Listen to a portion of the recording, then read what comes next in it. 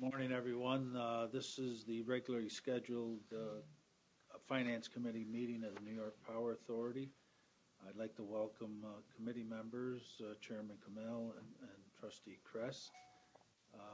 The chair of the committee, Trustee McGibbon, has been excused, as has Trustee Pacente. I'd also like to welcome Trustee Balboni. I know Trustee Rayner's here. He'll be returning momentarily, I'm sure. The meeting has been noticed under the Open Meetings Law, and I'd like to call the meeting to order. First item on the agenda is a motion to adopt the agenda, and I entertain a motion to do that.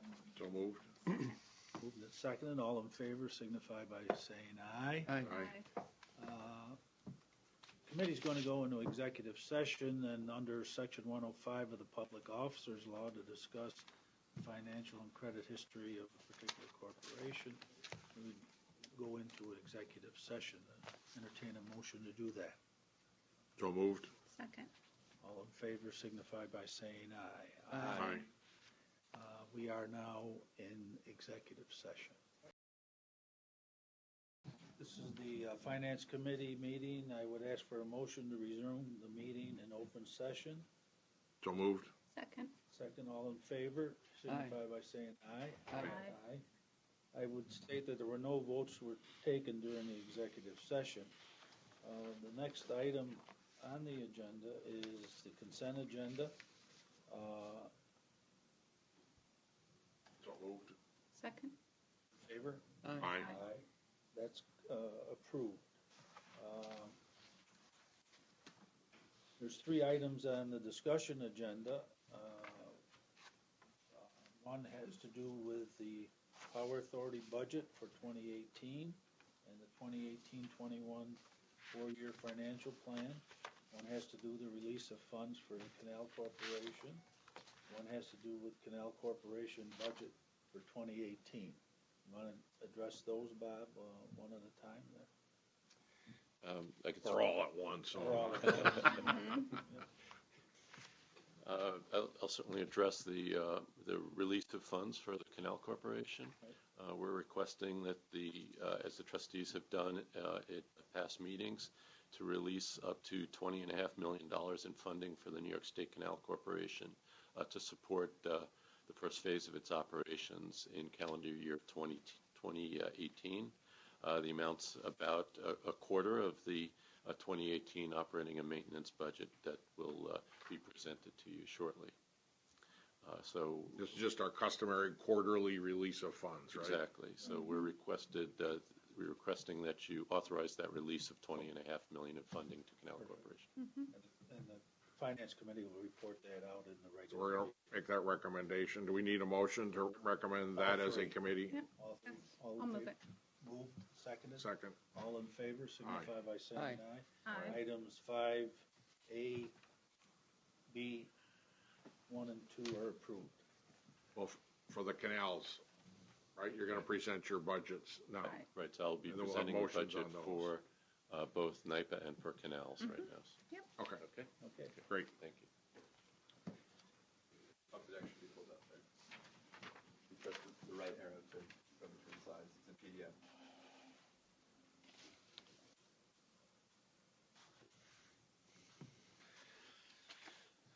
Okay, so I'm happy to present to you the 2018 budget and the 2018 through 21 four-year financial plan. So as the trustees know, NYPA recently issued its bold strategy update focused on delivering the best value for our customers by digitizing the utility and the customer experience, and leading the emerging growth markets for large-scale renewables, microgrids, electric vehicles, and energy storage. So our financial plan is designed to meet all of our financial thresholds and lay the groundwork for accelerating those investments in the future. The financial plan we're presenting you today will begin that acceleration of our investments while protecting the high bond rating that allows us to finance those investments at the lowest possible interest rates, saving millions of dollars for our customers and their customers and taxpayers. We will also maintain the highest level of safety, reliability, and sustainability of our assets and our operations.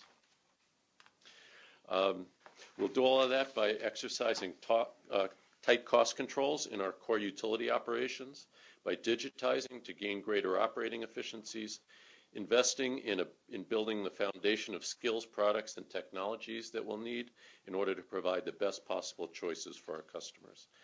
And we're proposing to use our capital to attract and match private capital to new infrastructure projects that advance NYPA's and the state's energy vision.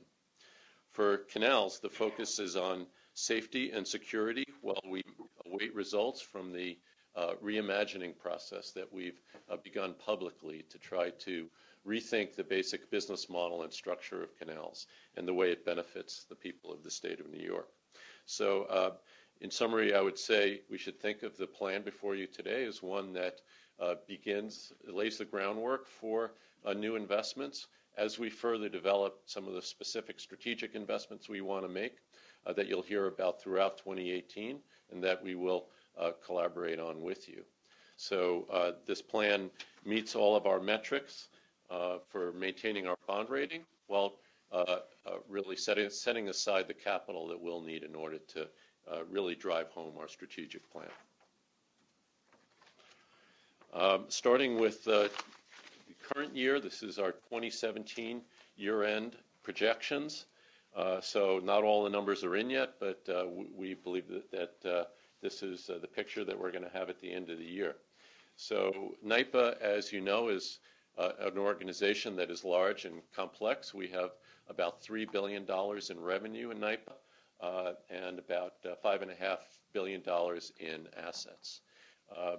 So it's important to keep these numbers in that context, that it's a multi-billion-dollar organization.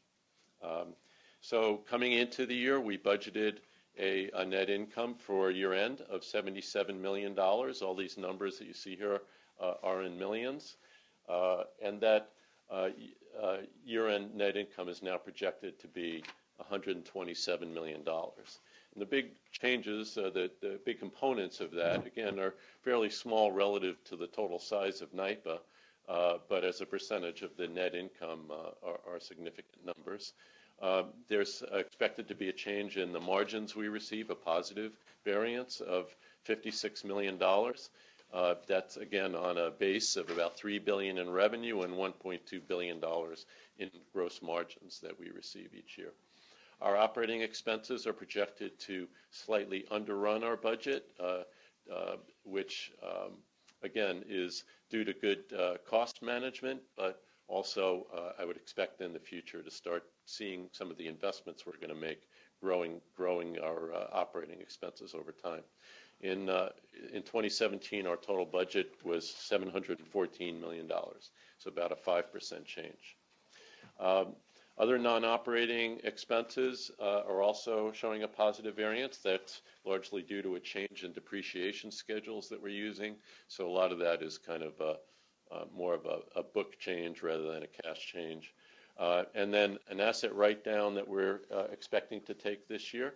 That's actually a good thing because this reflects a replacement of some equipment that we're making at our 500 megawatt power plant in Queens. We are putting in some new equipment pursuant to a contract that we have with GE, whereby we're putting in much more efficient equipment that will reduce expenses over time and increase the output of that plant over time. But in the meantime, some of the older equipment still had a little bit of its useful life, and in replacing that, we're writing down the balance of that asset.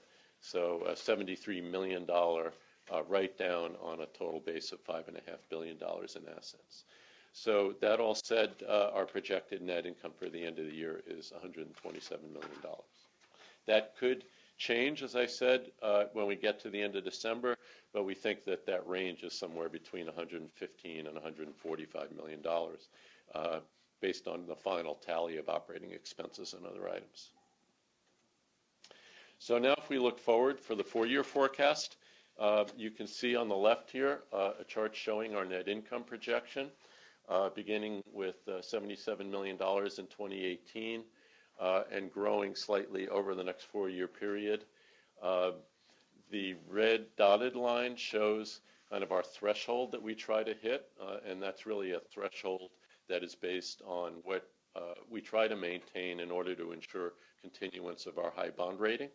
That's not to say that earning more than that is a bad thing. That's a good thing, but allows us to think about new ways to reinvest that in our business. One of the large drivers for that uptick in revenue is due to projected increases in hydro generation. There's been a lot of rainfall over the Great Lakes in the past couple of years. The water levels on the Great Lakes are at historic highs, and that water eventually flows downhill through the rivers to our hydropower plants. We're expecting that trend to continue over the 4-year period.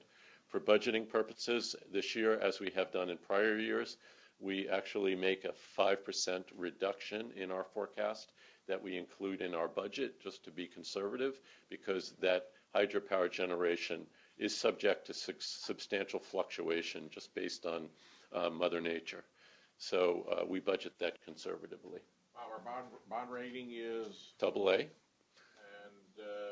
is it practical to even look ahead and think about the opportunity to improve that, or is a practical matter? It's about maintaining what's already a very high and commendable rating. It's very much the latter, Mr. Chairman. We are at the highest level right now of our peer group public power entities. So I don't know of any examples of any that have higher ratings than that, and I think it's highly unlikely that unless we all of a sudden had taxing power, that we're likely to get to above a AA rating. So again, as I mentioned earlier, our objective is really to begin fueling the growth in our strategy that we articulated back in July. And we can begin in this plan to start seeing some of the effects of that. If we look at the capital investment that we're proposing across the major areas of our organization, the major business units, we've broken this out by generation, IT and headquarters support, transmission and customer services. You can see some of the effects here. So the biggest growth areas in our capital plan are in customer services and in transmission. So starting with customer services, this is where we're making investments in the form of loans and other funding to our customers to enable them to deploy new technology in their businesses, at their facilities, that help them save money, save electricity, reduce greenhouse gas emissions, all in line with our strategic plan to help our customers succeed and in line with the state energy plan and REV. So you can see the increase in those investments. We do charge our customers our costs for those loans, and we do have a service charge in those projects when we help implement them. So you can see the effects on the right side in those bottom bars corresponding to that customer service investment. Right now we expect that there is some loss in that business unit that we expect to go away over the longer term horizon beginning in 2019. And that's due to the increase in these revenue generating projects. In transmission, similar effect. We're investing heavily in transmission. What we see over this 4-year period is largely an investment in transmission life extension and modernization, replacement of our existing transmission equipment with newer equipment that will operate more efficiently, and also begin implementing our smarter grid vision and our digitization vision for our transmission system. Likewise, as was the case with customer services, transmission is a business that does produce revenue for NYPA, and as we ramp up those investments, you can see that the return on those investments helps us meet our threshold targets for net income. The operating expense line is largely expected to be flat, and I want to also just provide some context for this. This plan largely assumes status quo of our business units, in that our core business is expecting to manage its cost, its budget very carefully, and use digitization to operate more efficiently. So the generation line and the transmission line are in our core business. Those are expected to largely stay stable. There's a slight bump up from 2018 to 2019 relating to some major maintenance that we have to do at a couple of our power plants. But in other areas, I think we again have assumed somewhat of a status quo, but we may see some changes as we develop our strategy and bring that back to you in terms of specific projects and funding requests in 2019. If we look at customer services, that's also projected to stay flat in O&M, but it could be that as we revise that plan in the future years, that could change.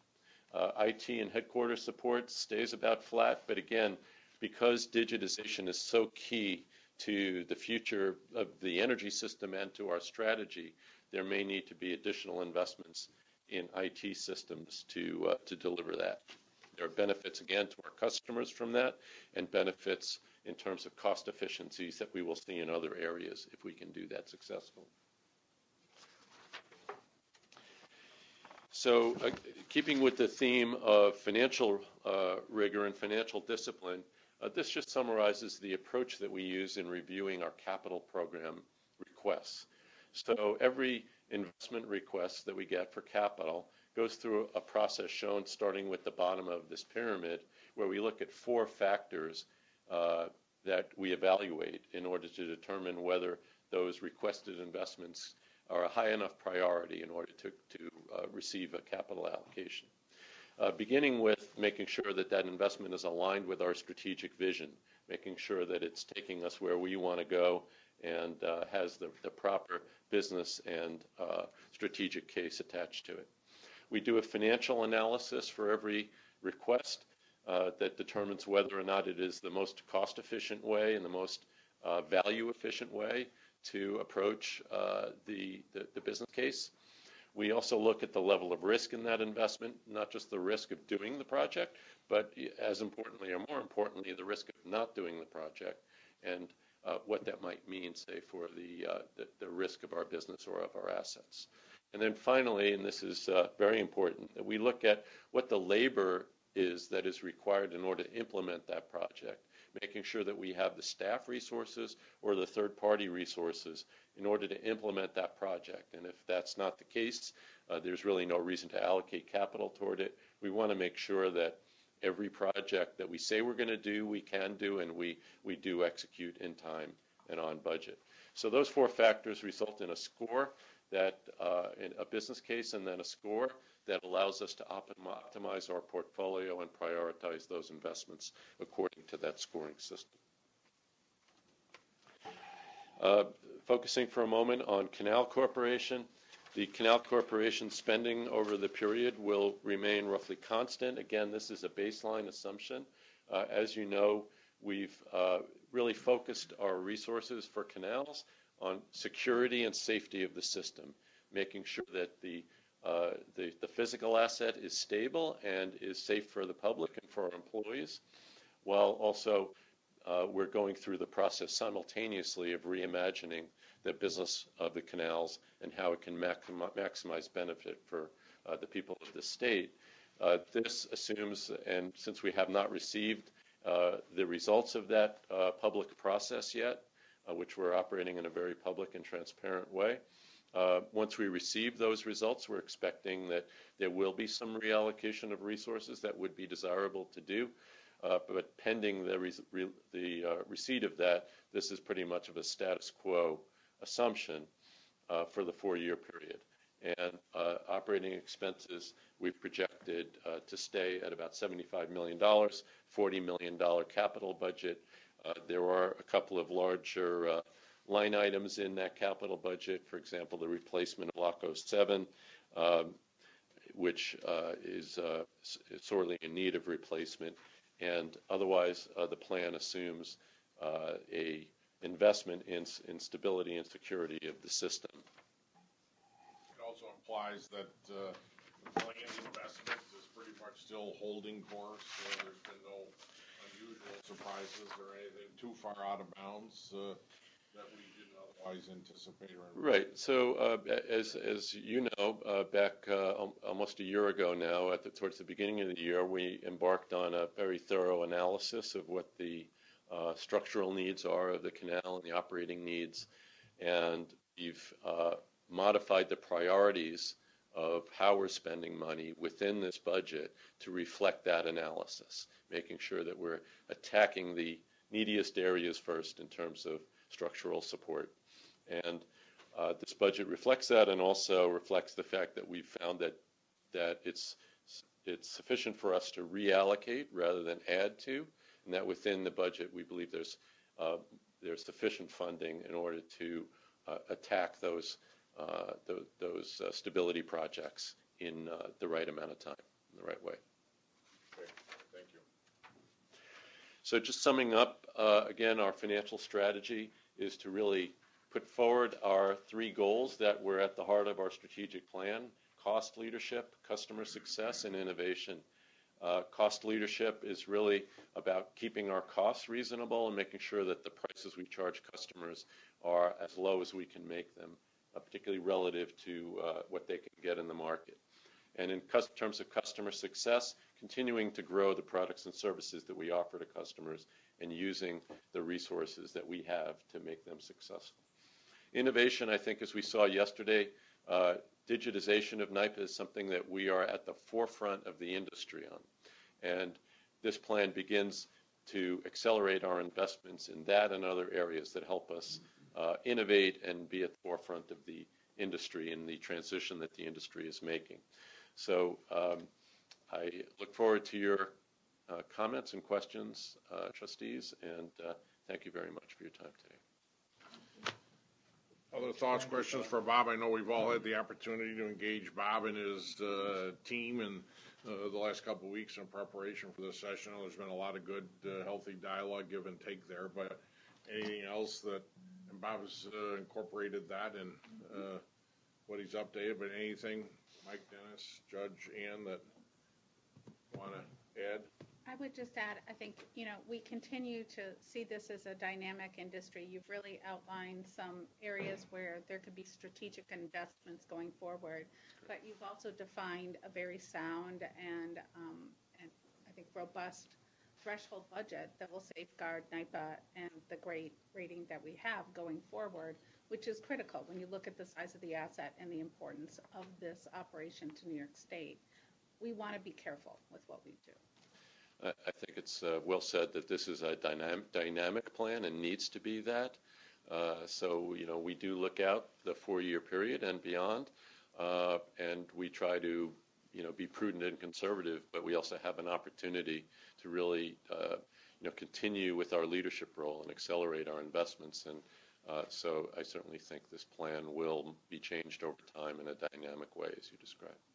To me, kudos, because it underscores we're dealing from a position of real strength and opportunity to optimize and ideally maximize the benefits of that leadership role and continue to raise the bar. So kudos to you and your team, the organization in total, but certainly applaud your leadership to ensure we not only stay on safe ground, but frankly, continue to build our position of strength. So again, very well done.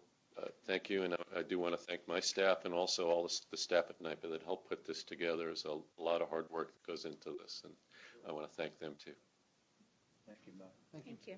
So now I think you do need a motion from us, Bob, that recommend a full board to approve. Yes, in fact, I think there's a slide here that indicates the action item.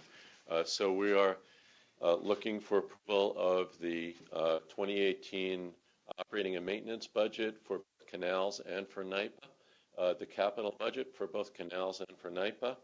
The energy services budget is approved separately in your item, and then our 4-year financial plan, which is required by law to be posted publicly, so you'll be approving that as well. Again, understanding the dynamic nature of that plan, but we do inform the public about what our plan looks like as of today. And the canal development budget. The Canal Development Fund is included in that as well. That's $3 million, which is largely consisting of the revenue from the canals that is dedicated by law to marketing and other purposes in support of canal Cover that. operations. One motion, Can- 10 motions, yeah, Go ahead. One motion. one motion, so moved. Second. All in favor? Aye. Aye. Approved. Thank you very much. Thank Great. you. Well done. Next meeting, a motion to close the meeting. So moved. Second? All in favor? Aye. Second. Great. Thank you.